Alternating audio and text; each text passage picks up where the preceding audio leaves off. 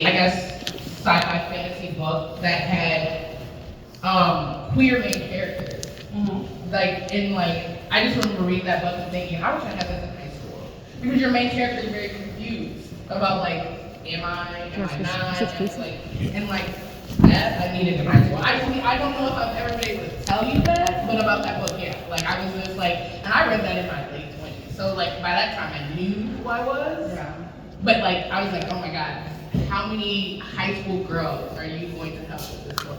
I just want to put that out there. So I'm done paper. Yeah, but I think what's really cool about just writing, especially in the young adult space, which is the space I've been writing in, and I'm also working on an adult book, that I want to keep kind of in that raw, complicated young adult space, because I think even as we grow up, there's still a part of us that's all of the ages of ourselves that we've ever been, me being 42 and I have a 9-year-old, and I feel at times I remember that part of myself, and I'm still holding and feeling that part of myself. So I think that's what's been beautiful about writing in the young adult space, is that people of all ages are still processing our childhood. Yeah. Go figure. You guys are probably wondering why I'm on this stage. I have published 2 children's books, but the reason why I was asked to be panelist here is because I have a comic book out called Crown. And it's a superhero book, so sci-fi fantasy, but it's basically about a black girl whose superpower is her hair. So any hairstyle that our hair can make is its own weapon or power. Some examples are 2 puffballs or 2 power fists coming down, smashing. If she goes bald, she's invisible. So any hairstyle has its own power and capability, and so that's why I'm on the stage. And one big reason to correlate it to what we're supposed to be talking about here, I know one of our questions was, how do we get away from the stereotypes and how do we mesh our diversity into the fantasy world building sci-fi world? And one of the ways that I did that with Crown was, I know there's a lot of black girls in here, but I don't know if you guys remember as a kid getting a relaxer that first time, or knowing somebody who got that relaxer. I begged my mother, because my mother's hair is shaved, and I was oh, I wanted a perm so bad, and she just was mm-mm. And then, bless her heart. Yeah, but I still did it. And then I remember when I cut off my last perm, I was 15, and I was I'm done with it. Never doing it again. Yeah, but when you first got it, I don't know if this happened to you, but for most black girls, our hair falls out. Yeah. Or the whole, I had long hair until my mom put a relaxer in it. I've heard that line from so many girls, but that's how my superhero got her powers. I like to mesh what we go through culturally into my stories. And so in every superhero, there has to be a catalyst point where they get their powers. Well, she got her powers because her granny made her go get a relaxer in her hair, and all her hair fell out. So, and then she got her powers that way. So that's one big way that I mesh my diverse world into the fantasy sci-fi world, and making it true to us without it being stereotypical. Yeah, I feel so my first book, which delves and is kind of held between a love story between a black girl from Trinidad and a black girl from Minnesota, and they sort of go on this mystical healing journey with each other once one of them has a serious illness diagnosis, and within the book there's a book that they're reading written by a man who's on death row, who's an astrologer, and really through this kind of conversation of this young black girl having this terminal illness and this, young, or now he's an elder, but as a young black man was put into jail and put in death row, kind of talking about this existential black experience where it's if you, for example, I just remember when, Trayvon Martin and Tamir Rice and kind of all of these young black men were being murdered. It felt like once they were murdered, they were put on trial for why they were murdered. It was they was being aggressive, or we didn't know, and it's, I think when a kid is diagnosed with a serious illness and, then we're able to have compassion for their journey of life. So I wanted to have a conversation between the sort of racist terminal illness of the United States and how many of us can be caught up in that. And also the ways that, there's this other way that we can actually value life. But I also wanted to talk about death and ancestors and other worlds and cosmic experiences as well. So I think a lot of what I like to explore in writing, I don't know if this is also the case for you, but it seems like a little bit what you're saying, but it's like there's all of these like worlds and ideas and concepts and stuff that come up, things that like I'm processing all the time, like how I connect with my ancestors, how I, as a young person, as a young Black girl, queer, questioning. Like, I think I definitely knew I think at 9 I knew I was bisexual, which sounds weird, but I was like, yeah, I think I want both the flavors, all the flavors. Or I don't feel like I'm just one thing, or I know I like girls too, But like, there weren't any books that really talked about sexuality, and if it was always kind of tragic. But I know And white. and white, yeah. It wasn't diverse. Yeah, but I think like I really got interested with writing my book is like, how do I write a book about Black girls and getting it on, and it being consensual and it being exploratory and sensual, because I often will talk about like reading like Interview with a Vampire for the sex scenes. I'm like, oh, these vampires are sexy or some shit. Like that's how thirsty I was to kind of find these spaces, And I think that's the fun part about being a writer, is that you're like, oh wow, like I literally get to create these characters, create all this drama in their life, and then hang out with them and write about it. Right. So you can use your imagination in those moments. Like I remember as a kid, I grew up with all boys. Okay. And so like that's where my love of sci-fi and fantasy comes from. My mom was a sci-fi and kung fu lady. So that's where mom should be on this girl. She can tell us some things. And so like that's where my love for like sci-fi, Star Wars, Star Trek, all of that came into play. Was one of my older brothers was obsessed with all that stuff. But I remember as a kid just using my imagination, using our imagination and making those storylines Black, like right there as we're watching it. Like how would it be said if this was in a Black house? How would it be done if this was like if the Jedi was Black? And so we would act those things out, and take what we had in our cultures and our experience and put that to that. And I think that's what my writing and narrative like kind of sparked for me and wanting to write these worlds.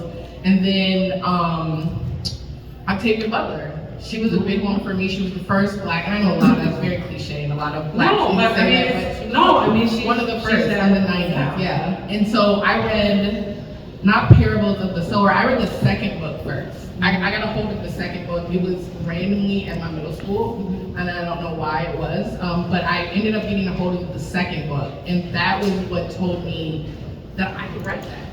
Because before, everything was white, so I'm like 12, and then at 12 I'm thinking, I can't write these stories. These stories aren't for us. Like, you don't see people that look like me in these stories. You find out, and when I was that age, I was obsessed with finding out the writers of movies, like who wrote those movies. And then to find out, they were all white men. So I had this idea. Like the Bipoc films. Yeah, white men. And so I had this idea that, I could write that. And then Octavia Butler, I was introduced to her and I devoured her internationally. And that's where my love for world building started. I remember I should finish that story. I still have a story from like 13 that I wrote that's like a world building. It's crazy too. It's like Star Wars meets, what is it? I would say it would be, even though it wasn't out at the time, it's like Star Wars meets Game of Thrones meets your book, because there's a lot of there's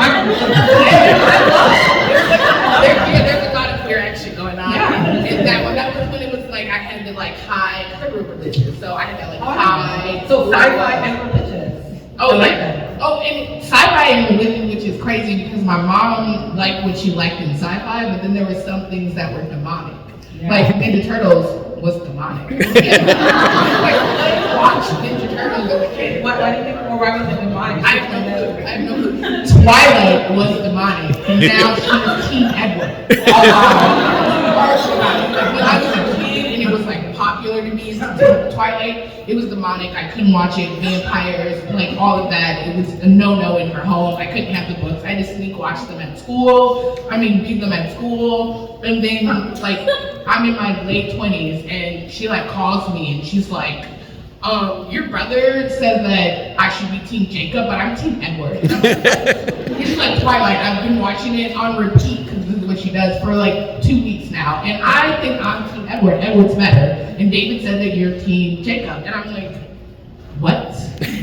My mom should be on no team. Right, like I'm gonna watch this and now it's okay to watch. So yeah, there was a lot of sci-fi that we had to sneak and watch that was demonic in my mom's life. But I think it's interesting, like, kind of what you're saying around how, I don't know, like I think a lot of even these world buildings and these speculative spaces, a lot of it lives in kind of indigenous Bipoc throughout the world, right? Like a lot of what's considered demonic is actually our stories that we used to tell about ourselves that come from our ancestors, and then they give us Christianity and they give us whiteness, and then everything that's not Christian or white is evil or demonic in some way, right? And to the point where it's like, we kind of repress this desire that we have because that's kind of how I feel. Like I wasn't raised religious, but I, as a young kid, was like, oh, I just know magic. Like I just was always waiting for the magic to happen and trying to figure out how to be magic myself. How many people try to be magic up there?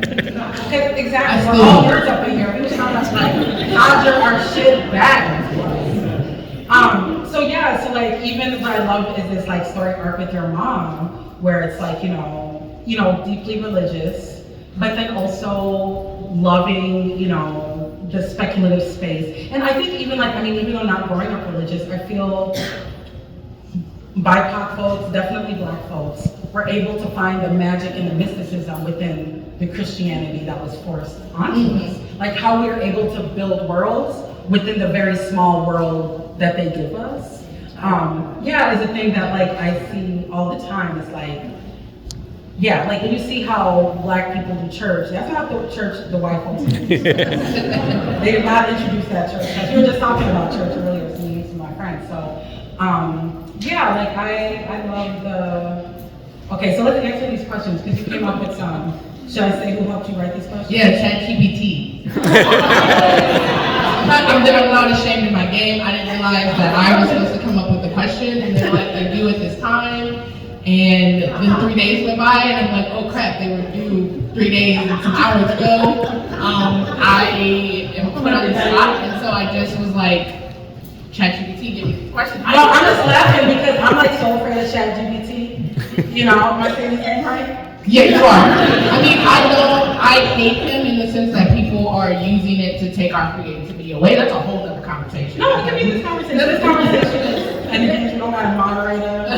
ChatGPT help you with the question. Yeah, I wouldn't do it for writing. I have played around with it in like writing to see, like I'm working on a sci-fi right now, and so I told it to write one of my chapters that I had already written. Hilarious. Using what I had already written as its like reference point. And I did not like what it gave me back. It wasn't me, and it wasn't the direction. Like it completely changed like the arc of the story, the plot of the story, and like how the story would flow in later chapters. So I would never use it for like writing stories, but to come up with some quick panel questions. Yeah. No, I think it's interesting. I think to have these kinds of conversations because I do think, world building and like speculative stuff and all of that. Like I think these, and I don't know, and I think so there's a part of me, I was born in the early 80s. I'm an 80s, 90s baby. I was around before the internet, that. And, so like a lot of the things that I think even my friends who are like, it's already from 2036. Sorry. 2036. Sorry, I was still hung up on somebody telling me I was 24 a couple days ago. Wow. So they gave me 12 years of my life, and so I'm like still living in all the way there. But no, 36 at the end of this month. Okay, cool. Big Sagittarius energy. But yeah, so like I think for me, like there's a part that I'm kind of like a late adopter. Like I don't inherently trust technology. I don't get excited. Like I'm in the last month, I've been like, okay, I will go on to TikTok and see what the people is talking about. You know what I mean? And I'm very careful about like the ways that these are technologies that are intentionally meant to pull us into like kind of these capitalistic, like these are all owned and created and designed by people that aren't us, and definitely rich and definitely have motivations, agenda, right? And I also feel like there's ways that, you know, obviously I use a cell phone. You know, there's a lot of things that, because you're alive right now, you will have to interact with technology on some level. And so anyhow, like for me, the whole idea of interacting with AI or collaborating, because to me, I'm just like, just anyways, it is a whole other conversation. Now that I'm trying to dip my toe in it, I'm like, oh no, that's an ocean, that's no. Let's answer these ChatGPT / questions. Okay, how can science fiction serve as a platform for addressing contemporary social issues? And what strategies do you employ to ensure diverse representation in your narratives? Oh, I'm starting. Well, I'm diverse, I'm Black, so I can only write from my experience. Yeah. And so I only really truly write the Black experience. And for me, a lot of my writing is rooted in my imagination and in my childhood. Like a lot of what I'm writing now, I'm pulling from just being the only girl alone in my room and all I have is my mind. Like I'm somebody, and I just recently found out on TikTok that not everybody has this, but I'm somebody who has an internal monologue. So I'm all, this always talking, it's talking right now, like it's having a whole different conversation, it's actually singing the song in my head. And so a lot of my creations in the story that I create from my trauma, like with Crown. My mom was a beautician, so I didn't have a lot of trauma around my hair, but when I did get that first relaxer, my beautiful hair did fall out. And I was really mad at my mom, and I was only 11, so I couldn't fight her, because I was still scared of her, but I wanted to fight her, and so I write. Sagittarius energy. Yes, because I loved my hair. And so I write that, and I write from my trauma, because I realized that for a lot of Black people, we have a lot of same trauma. What's the word? I can't think of the word I'm trying to. Yeah, well, not even trauma. Same experiences around certain traumas. And so, for me, my writing is taking those traumas, those same experience traumas, and turning them into not trauma. I mean, like joy and everything. So, like with Crown, it's taking that traumatic shared trauma around our hair and wanting it to be white, easier to manage, you know, straight, things like that, the, you know, relaxer, get the kinks out, and turning it into a way to teach the next generation that your Black hair is actually a superpower. You can't tell me differently. You can't, like, I will fight you any day of the week to tell you. You like to fight, don't you? I do. Fire sign. I'm a triple fire sign, so all three of my top signs are all the fire signs. So yeah. So it's Sag, Leo, Aries? Yes, and so I like the trifecta. I like to fight, but I will fight that any day of the week. You know, like when you break down Black hair and what it can do, Black hair can do what most hair can't do. The shapes our hair can make. If you have never watched it, Google the Atlanta hair show. I mean, they got pigeons coming up the hair, they got bird nests. You know, during slave time, our braids, cornrows were put into our hair as mats. They put rice in our hair so that on the journey you could take it out and cook it. I even gone further into research about Black hair to find out that it was back in ancient African times, they used to use it as a messenger, like they have it made so that like messenger birds from one village to your village could come, and there was somebody whose hair was designated for that bird to land. You know, or like telling your stature in ancient African countries was based off of your hair. Like if your hair was a mess, that meant you were depressed and you needed to go see a doctor. It happens today. It does. It does. You know? So for me, I try to take everything around me in my culture and turn it into like a great story, like an alternative to what our reality is. And isn't that what sci-fi, fantasy, and world building is? Is like to escape into these other realities to get away from what we have to experience. So I just try to take what we do experience and flip it into a reality I wish we actually had. You know, I wish my Black hair had a superpower. I wish it can make me fly. Really, I don't like driving, so if I can fly everywhere and my hair can facilitate that, I'd be down for it. I mean, yeah. What about you? Okay. Reread Just the thinking question. about, how science fiction can work with addressing contemporary social issues. I think like as a person that identifies as an abolitionist and an activist, for a long time, I think a lot of being an activist is a lot of feeling like you gotta fight the system, like fight what is and resist.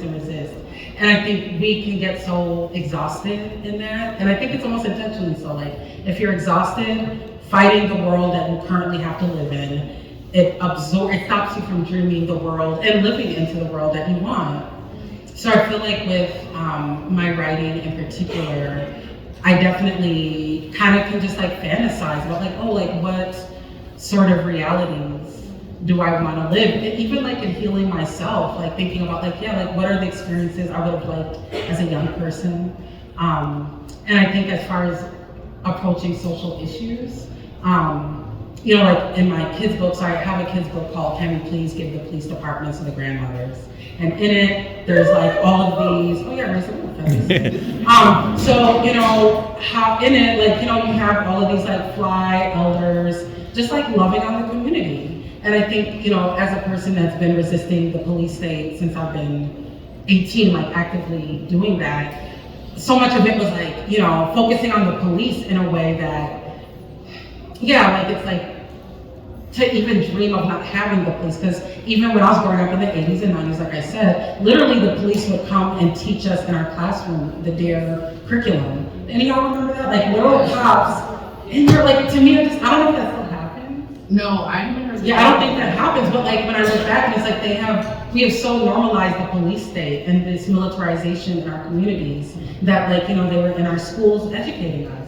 And then for us to imagine a world without police is like, oh no, well then everybody's just gonna be running around being raped and being murdered and robbed and all that. Like we really think that the police are keeping us safe, So I think like for me, what really has the possibility to heal us and keep us safe and is for people's needs to be met, and not just like, physical material needs, but also like spiritual needs, like being able to be taught all of our histories, I didn't learn nearly enough about Black history and definitely not enough about Indigenous history or Asian American history or Latinx history or, even what's going on in the Middle East. My daughter, I came back and was like, oh, all the kids in my class, she's 9 years old, all the kids in my class are pro-Israel. And I was like, what? We have to talk about this, and like really sort of making connections with what is happening as far as resistance and oppression and also erasing these histories, right? It's like, first of all, we don't even get to learn these histories. And then we learn the little snapshot that the people in power want us to know. And then we're so unable to even like think about like, oh, we've always lived in times of intense war and these big powers responding with more war and more violence. So to actually create a book as a solution, or create a poem, because initially it was a poem, where I'm just like, oh, if we had grandmothers rolling around our streets, playing Marvin Gaye, giving out mangoes, doing yoga with us, doing our homework, and then all of a sudden people are like, oh yeah, we don't need the police. Or we would rather not have the police. And also knowing that a lot of why we're taught we need the police so bad is because people in power who are extracting from all of us need to protect all that they're stealing from us, essentially. Like if everybody had their needs met, had places to be, felt safe, didn't have to work, like I propose at tops everybody should work 10 hours a week. There's enough money for that. Is somebody recording that trying to send it to my boss later? Yeah, great. I'll call your boss up. Give me your boss's number. I'll be like, listen, cut them hours. Double the pay, cut them hours. Because at the end of the day, it's like there's plenty for everybody. But if everybody is constantly trying to make ends meet, constantly trying to survive, you definitely can't dream. And I don't know, so I do feel like there's something deeply revolutionary about people from the margins, whether it's Bipoc, whether it's queer, whether it's differently able people, globally, sort of lifting and living into the world that we want.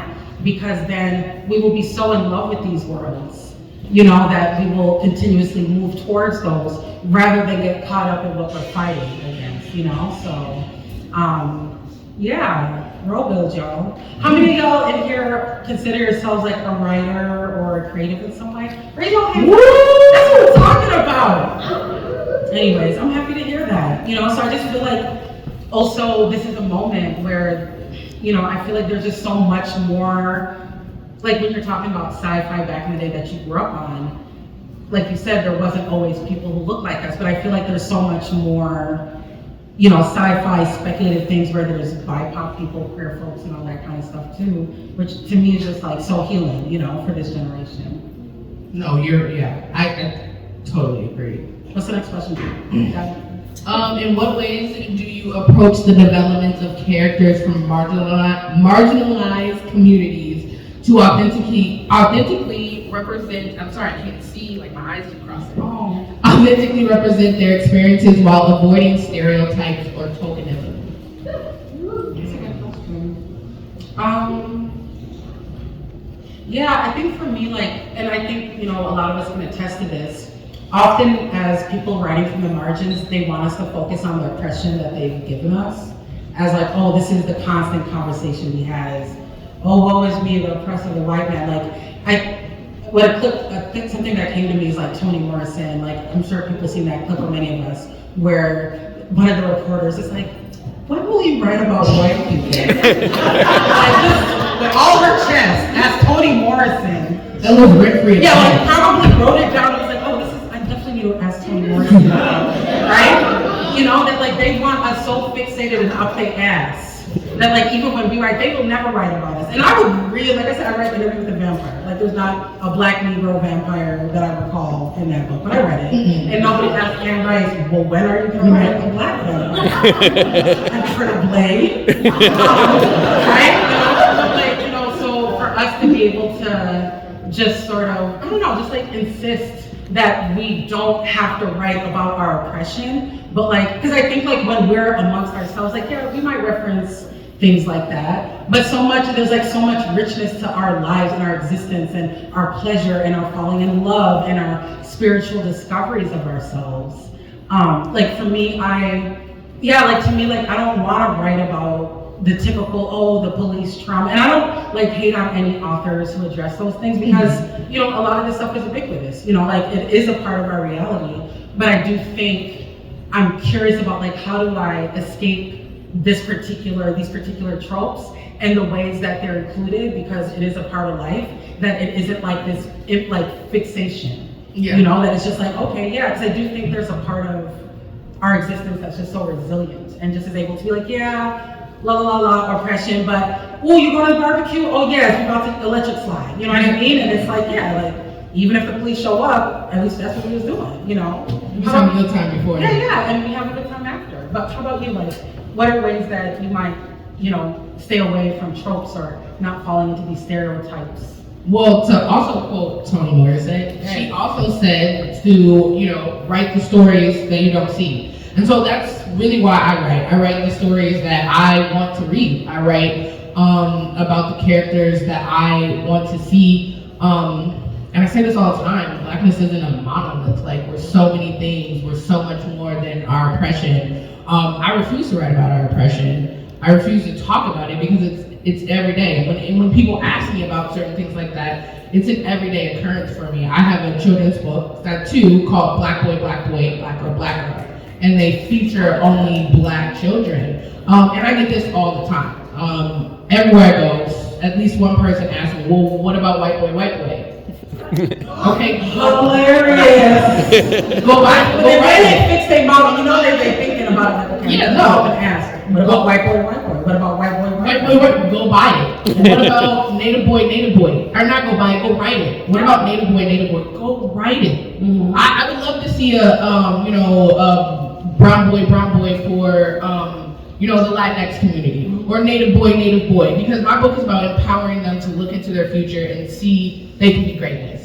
I don't believe in writing other cultures and other races because that's not my experience. I can't touch on that. I I can't be authentic in that space. So I don't advocate for writing for those things. So for me, I write what I know. I write what I want to see. I also have a bookstore, and the first thing out of their mouths to me is, "Where are the white books?" Because my bookstore, no white books allowed. All that trolls. That sounds like they're trolling. Oh no, it's not even trolling. I'm a mobile bookstore, so I pop up all over the city, and so it's just they come and they see my collection. It's diverse books, you know. And I feel like they're definitely trolling. Oh yeah, they troll me. They troll me a lot. I become racist because of the choices that I make, but no one, like you said, no one talks about old boy from Game of Thrones and asks where are the black characters. Because I seen the scene they were in. Yeah, right. The first few books, they're not there. You know what I mean? Or when we talk about Star Wars is huge. Well, where were the black characters before Morgan Freeman popped up as one of the old Jedis, and we just saw him, a few times at the council. We didn't see that much of him. I mean, we saw a lot of him in the cartoons, but we didn't see, But that, for me, I write what I don't see. I write because not even just as black people, as BIPOC people, we deserve our own Harry Potters. You know what I mean? We deserve stories that future us doing magic, because I love magic. Like you said earlier, as a kid, even to this day, I still think I'm magic. You are, baby. I feel like I can do magic. I write, I want. For me, it's hard to explain it, but if you take the color away, we're the same. We have different experiences, but we only have those experiences because of the way that we look. And if you take all of that away, ultimately we want the same things. We want to be white kids don't know they want to feel represented because they've always been represented. So they can't grasp what we feel. But ultimately, that's all we all want, is to be represented in the things that we love. You know what I mean? If you're a romantic girl and you love those rom-coms and those the romantic books, you're gonna want to see characters that look like you in those books. It's the same with sci-fi. And I also think, at least for me, when I didn't see people who looked like me having certain experiences, I didn't have. That's why I went on Octavia Butler. When I first saw that a black woman was writing sci-fi, in the way that she was writing, I'm like, wait, I can do this? I'm allowed to do this? I'm allowed to create in this space? It is. Yeah. Well, and I think for me, currently I'm writing a book it's called Black Circus, and it's all about this young black woman studying circus in Minneapolis. And thank you, friend. You always have a whoo. But growing up in Minneapolis, I grew up in a neighborhood that was definitely a lot of black. I grew up South Minneapolis, so okay. So it's a lot of black folks, mainly from the South Chicago migration. And then large indigenous population, Southeast Asian, East African started to be trickling in around that time, and really thinking about how do I also speak to these diverse landscapes that still isn't situated around whiteness, or our experiences with whiteness. And I think that's the thing that, I'm excited because I definitely feel similar to you. I write from my experience and the things that I know.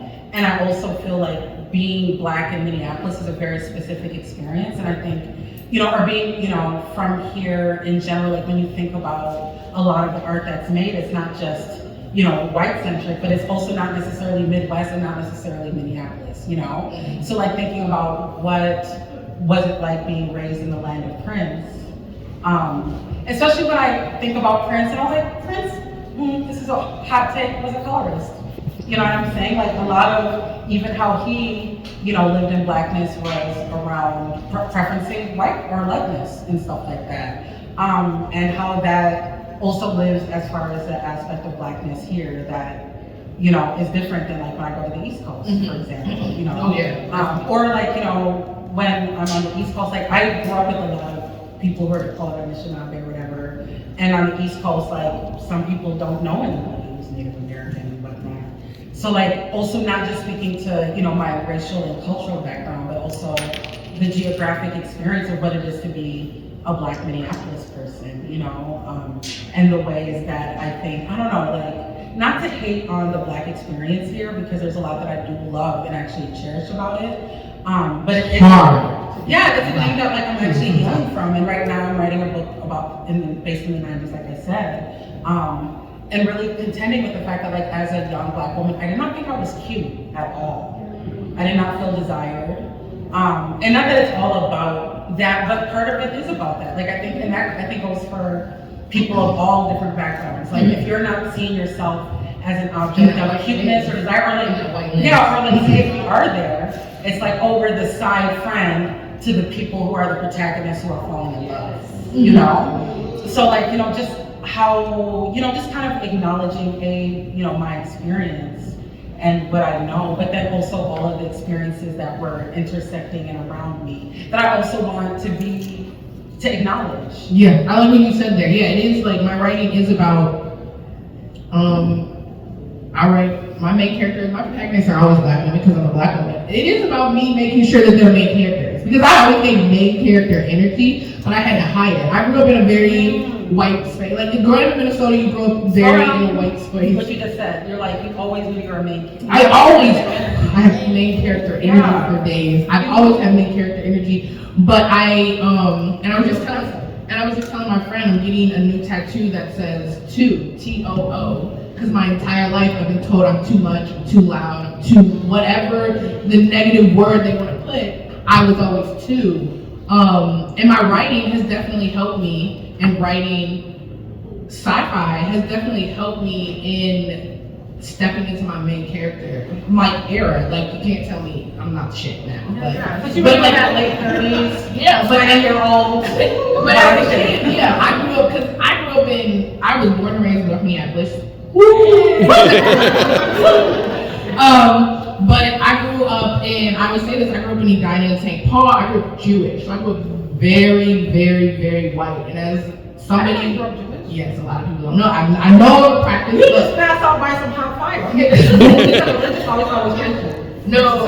See, I me. Yep, it was Jewish. I was very religious and Jewish, and so it was very white. I mean, there was only one other Black family in our synagogue, and that was my cousins.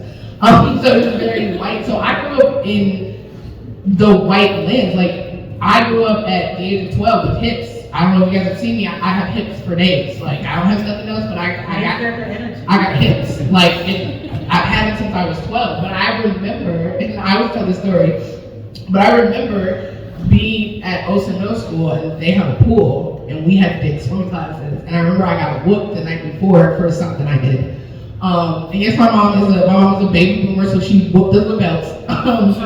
And so I got whooped the night before, and I went to swim class, and I had a white swim teacher, and we had a Black assistant teacher. And I went to my white teacher because I put my swimsuit on, and I had these marks on my thighs and on my hips because I was going through puberty. And I thought my mom beat me too hard, or whooped me too hard. She didn't beat us. Whooped me too hard the night before that I had bruises, and she was leaving marks on me, and I didn't like that. So I went to my white swim teacher, and I told her exactly that. So you got whooped? Yeah, and that my mom was whooping me too hard that now I had bruises, and so like, you know, she does what teachers are supposed to do. They get the principal, they get all these people involved, and here comes the Black swim assistant, and she takes me into the locker room, and she's like, show me these bruises. And then she laughed in my face, you guys, and I was upset, because I didn't know why you were laughing in my face. Like, all these white people care about me, but you are Black and you don't care that people beat me. And they call my mom, and she literally worked down the street, so she was there within 5 minutes. They all go into the room and talk, and they come back out, and now they're all laughing at me. And I'm mad. I'm mad, you got whooped. I'm still traumatized by the whoop. See, I got whooped and beat. But more beat. And yeah, but you're giggling about it so much you can. Yeah, no, I didn't whip a lot. I grew up with boys. So I had two brothers that always took my whoopings for me. So I had that going for me too. But I didn't get whooped a lot. I wasn't bad, but they all came out and they're laughing at me. And like now I'm scared because my mom's there and I got told on her. If you grew up Black in the 90s, you don't tell on your mama, okay? So I told on her, and now I was scared that I was in trouble, but she's laughing, I don't know. I come to find out that they were just stretch marks. That's all they were. I just didn't know that they were coming in. I didn't know what stretch marks looked like, so I thought I was being whooped. I thought I was being beaten, and she was leaving marks, and I didn't like it. And to this day, when I look at my stretch marks, I always laugh because they were all laughing at me because thank God that there was a black swim teacher there, or my mom probably would have ended up locked up that night. For her to look at my skin and be like, "Girl, those are stretch marks." Yeah. And I'm like, "What are stretch marks?" Like, I don't know. But yeah, like, I don't even know where that story came from. I don't even know what context it has to. I forgot it was. Much Bipoc if we don't address open and how it lives within our communities. But I mean, but I think what you're kind of speaking to is that like there's ways that our realities, no matter what they are, can be pathologized. Yes. Right? Like so, you know, your mom loves you. You know? Yeah. Well, okay, I was trying to. I mean, I'm the best thing that she ever made, but again, I'm her only. I love the Sagittarius energy. Yeah, the best thing ever made. She loves you some days, and even with this whooping, that you were deeply loved. Yeah. And you know that, like, I think we have a lot of experiences, and I think this is like a lot of folks who don't fit within these norms. Like, you know, we're pathologized, you know, our mental health, our parents' mental health, and it doesn't acknowledge, you know, A, the oppression that we absorb in general, and B, you know, how that plays into the stress in our families and our lives. But also just that we're different, we're not white, you know? So like, not being white means that we're just different. And it doesn't mean that like it's bad, but like in our society often can be a thing that could end up in punishment or end up in, you know, like how they'll give statistics about the ways that kids of color, black kids will be in a classroom, and them just being who they are culturally would be read and perceived as negatively and would be punished, you know, so. Or how they thrive more with like black male teachers, black women teachers. Yeah. No more questions because we got about 10 minutes, so we gotta give them time. Oh yeah, y'all got questions? Thank you. Questions now. Y'all got any questions? About We'll keep talking. World building, or want to talk about yourselves. You know how people get on the mic, it's like, hey, I have a question. So for the last 15 years, I've been working on this. Okay. So you got that in you. Yes. You want to take this mic? Okay, no, sorry, I got to work on the shot. Yeah, where's all the mics at? Okay, they took them. So, hello, Oh, my bad. yeah. Come on, buddy. Where is the mic? Just kidding, I'm messing with you.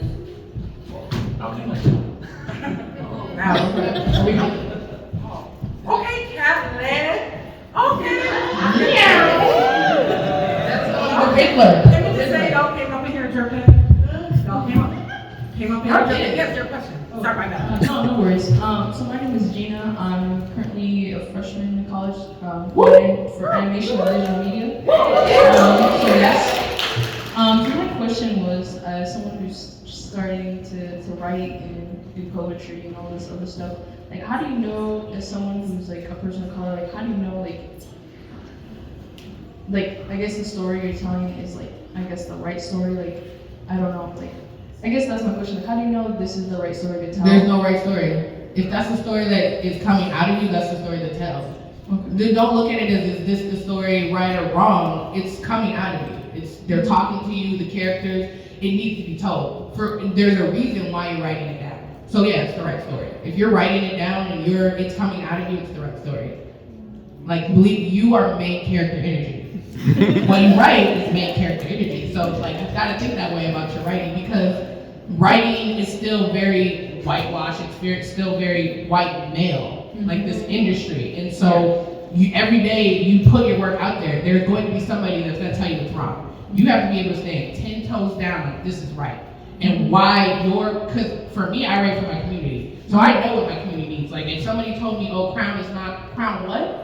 You can ask what the little black girls in my neighborhood or my community need. So if you're writing a story that you know your community needs, you're gonna have somebody every day telling you. So you gotta be able to stand 10 toes down, and if it's coming out of you, it was meant to come out of you.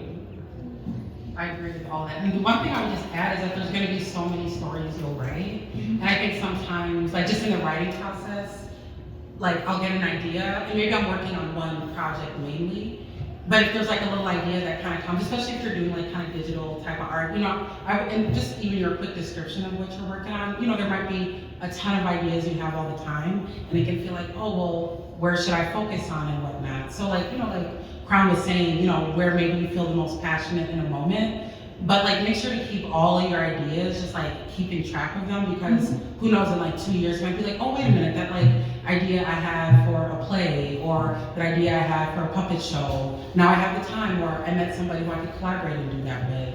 But yeah, I feel like, and also just creating a lot of space and time to make art, I think is important too. And sometimes it's for you. Like I write a lot that I don't think will ever see the light of day, and I write just for me. And sometimes I think of it as it needed to come out. I needed to put it on paper. I needed to re-examine it. It needed to be a story.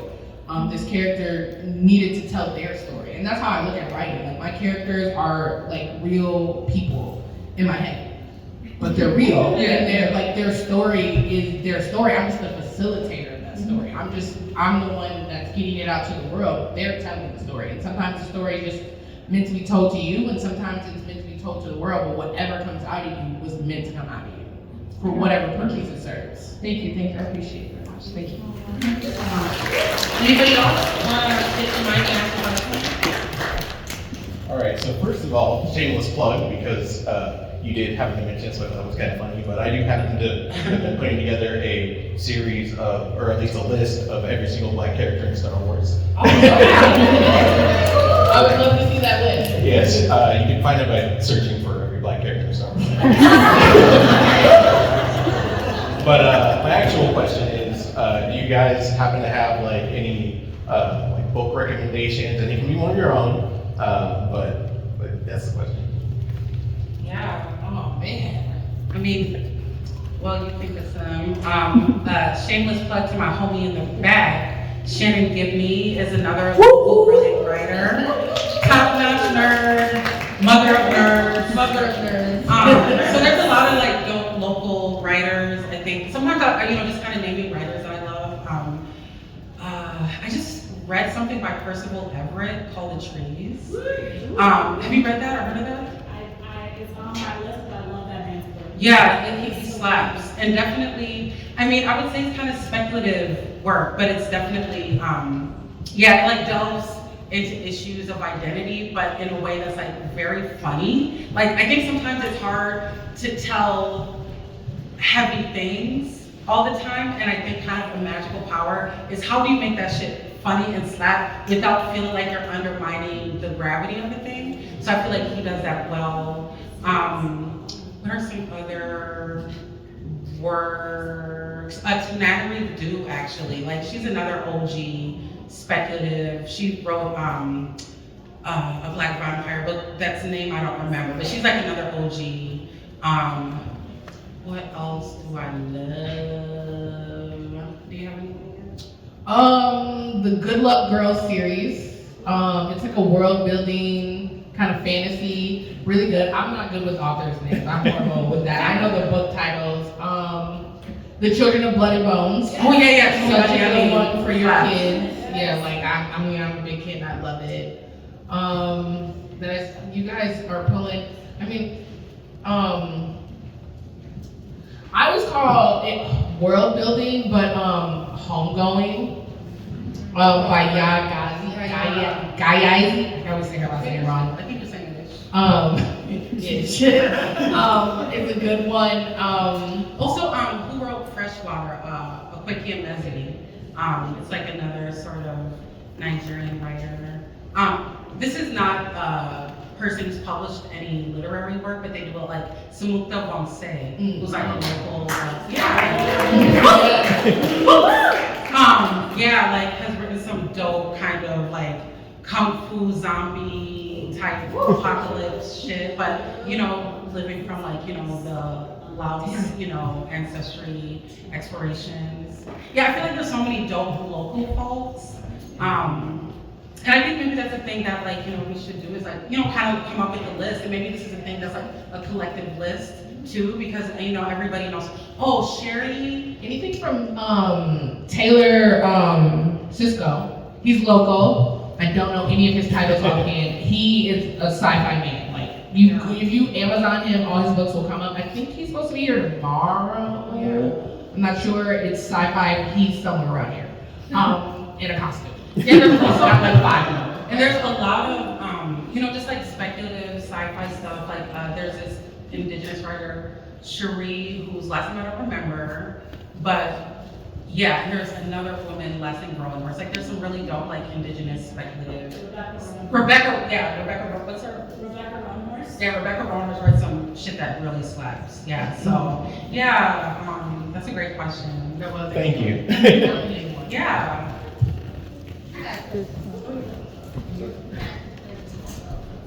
Hey, Ariel. Hi.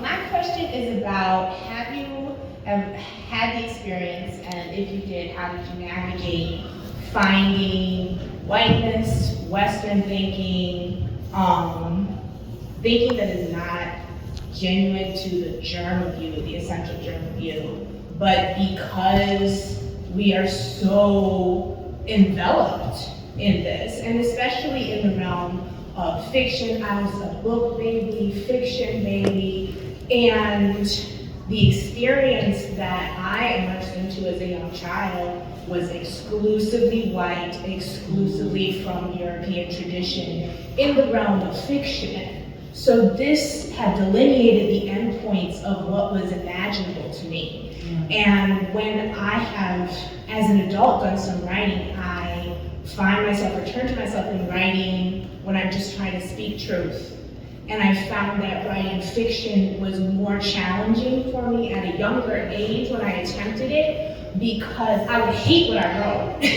But that's aside, that's part of the process and stuff. But I think that a part of what I hated viscerally and found like repugnant because it was so stale and plastic and foreign feeling was because when I would open what ostensibly should be the freest avenue to myself, it's fiction, it's anything you can imagine, what would come out would be not my own voice and would be an echo of the fact that I had absorbed these endpoints about fiction actually being a more constrained space to my imagination than trying to speak truth and fact.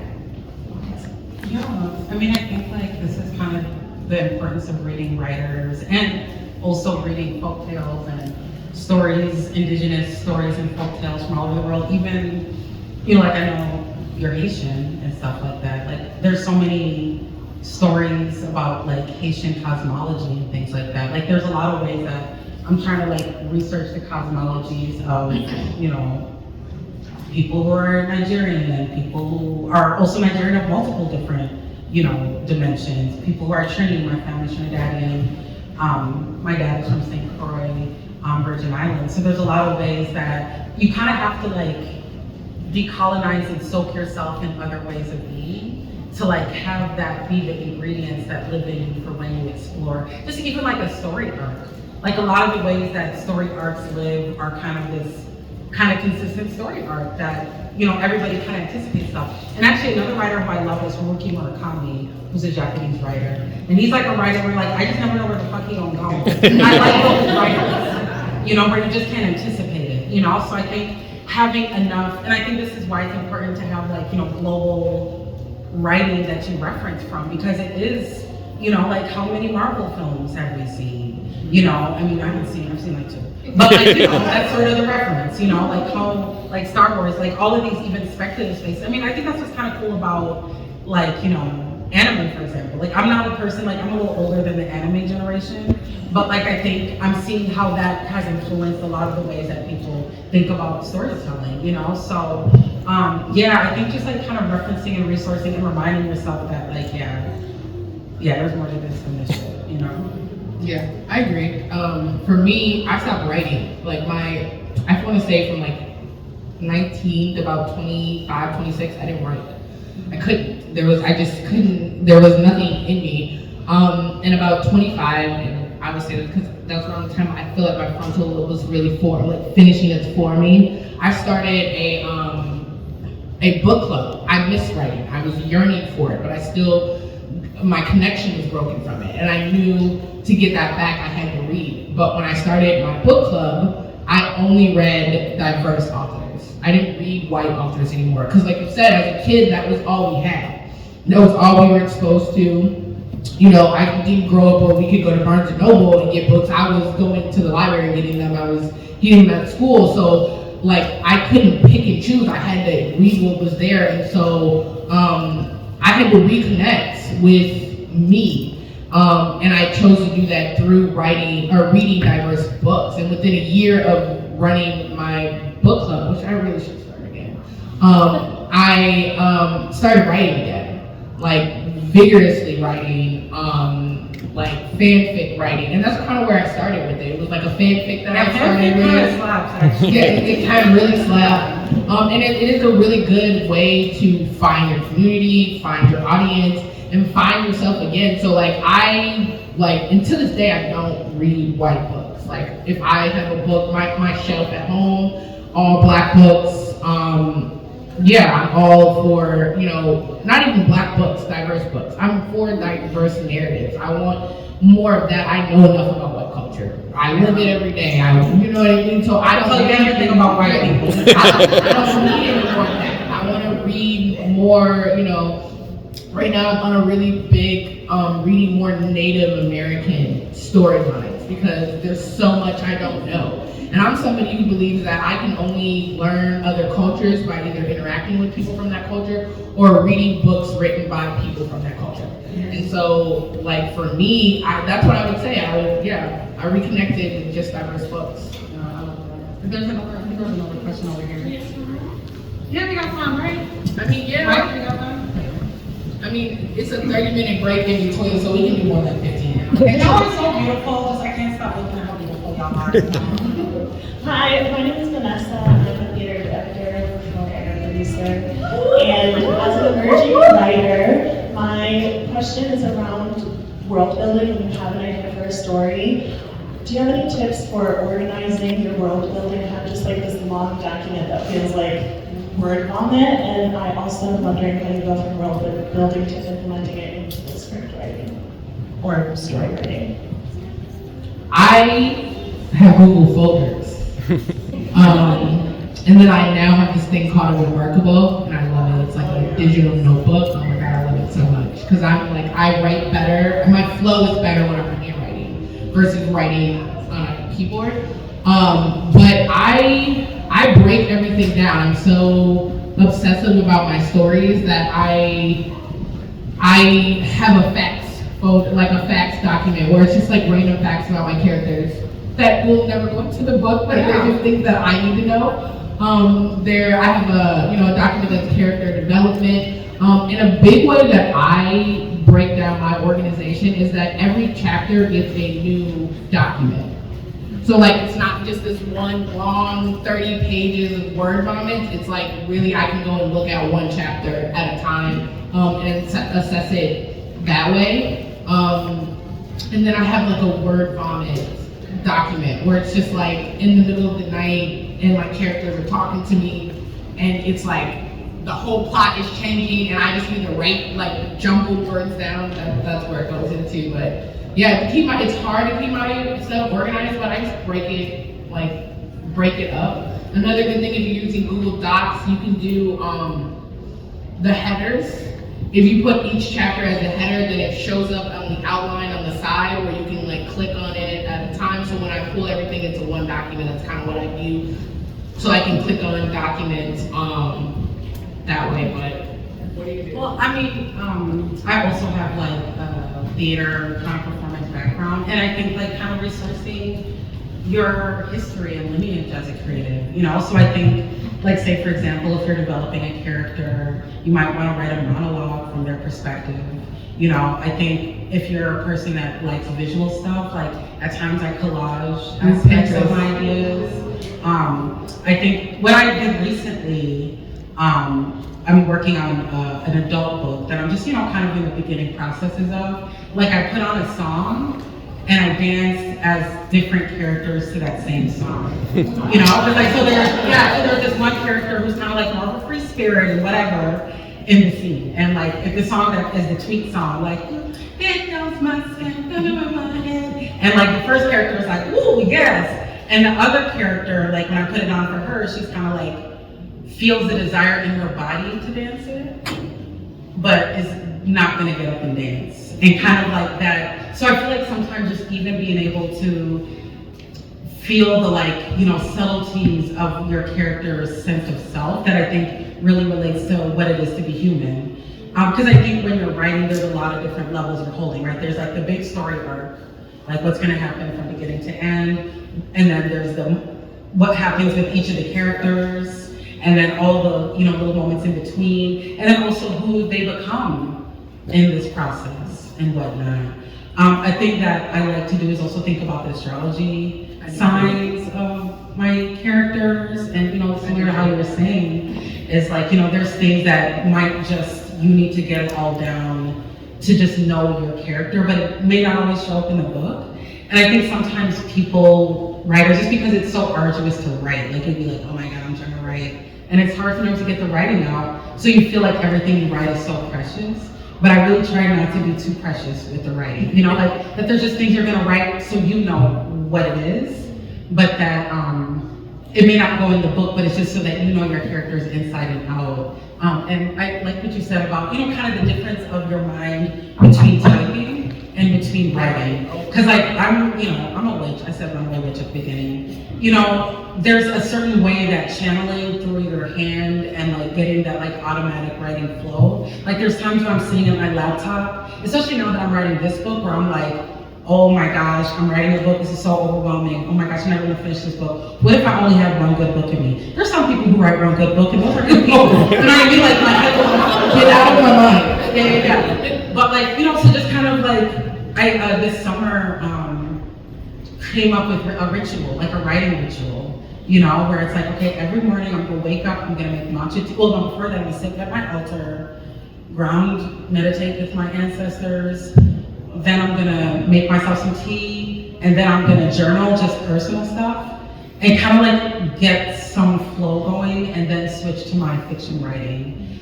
So I think just like also developing rituals that keep you in the world, and grounded in yourself, you know, as a writer, I think is so important as you're developing your voice and, you know, developing the world and, you know, yeah. So I think just also think about what other things inspire you as a creative and knowing that it also is relevant in any of your writing, you know.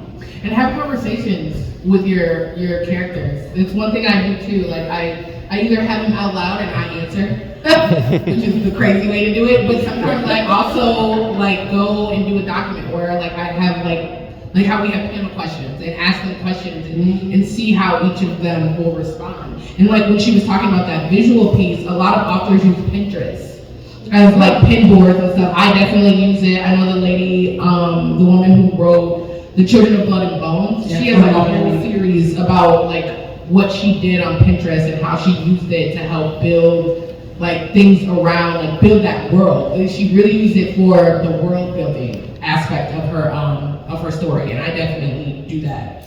But talk to your characters. I love talking to my characters. One's talking to me right now. You guys got me like the juice is flowing. I'm probably gonna go home tonight and write. And I love that for me. Thank you. And so yeah, talk to your characters. Like I always tell writers, treat them like real people they are. They have a story to tell. There's a purpose to their story that they're gonna tell. Even if it's silly and about farts, it's a purpose to that and I do feel like along those lines, like listening to them, because you're also, I mean, I do feel like I'm talking with ancestors, and I think a lot of us, especially us who are Bipoc, there's a lot of stories that our ancestors never got to share about themselves. And I think part of it is them just talking to us, like, with my first book, like, I didn't know much about my grandmother. I, went to Trinidad and did some research for my book to, actually connect with queer folks in Trinidad, since that was an aspect of the book. But like talking to my great aunt, and she was like, your grandma used to fight? Your grandma used to know how to, and she told me this whole story about my grandma like whooping somebody's ass when she, tired, like the fuck on and called out. So that ended up in my book, so I feel like also addition to talking to your characters, like talk to your family, you know, ask questions, and you know, I think just sort of inviting the people. I mean, I do feel like all of us are walking with our ancestors, so just being able to like invite them intentionally, you know, into like what stories are you like pulling me? I mean, the fact that you're a performer, you're already a storyteller in all these ways. So yeah, I definitely feel like we need to do that. So I think we're about that time. Thank you so much for being here. Thank you so much.